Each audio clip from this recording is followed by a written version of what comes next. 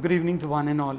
Now today's topic is very important, cardiac arrest and a heart attack. There is a small difference between this before we are going into the depth of the subject. Heart attack is simply the passage of blood to the heart is blocked for so many reasons. Where you can see the person is, still he is conscious, he is breathing, he is able to move. Okay. Whereas a situation called cardiac arrest, the person is completely conscious and is not able to do movements, where basically we consider that person is no more, right?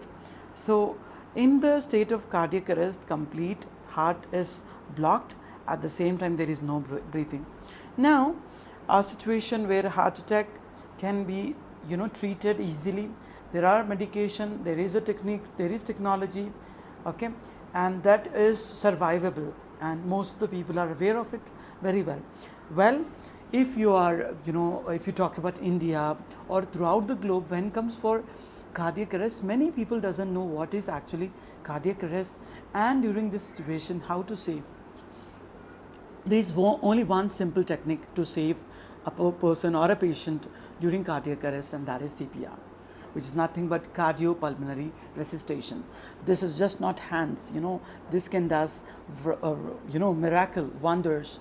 So simple technique that what we are using to save a patient in cardiac arrest is your hand, that is compression. This is exactly what this is. Okay, if you want to learn, so this is your right hand and this is your left hand where you're interlocking.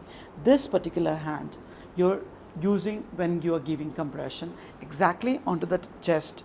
Okay, or if you are doing the measurement, this middle finger and this hip region is onto the cross of the chest, and this particular thing, that is the middle finger, it is touching onto the nipple area. Okay, right. So once you touch this, okay, and you're giving the compression to the patient, the person can come back.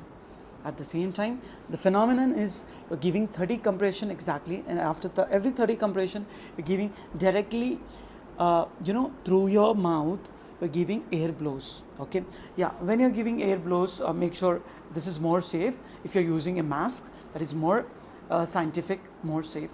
You're giving a very good air blow. The compression should be so good, so perfect that it should reach a heart.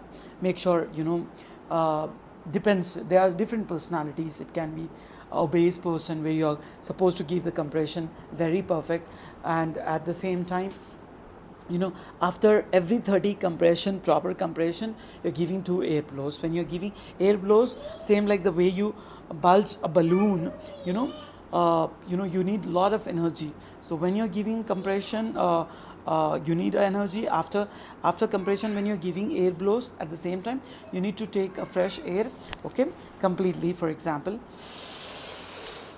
you're taking complete air, okay, inhaling the air, and you're giving a beautiful air blow. So when you're giving air blow, that should be basically 2 at the same time. We'll be seeing this in a very quick note, after this, a practical mode. Okay, sure, thank you.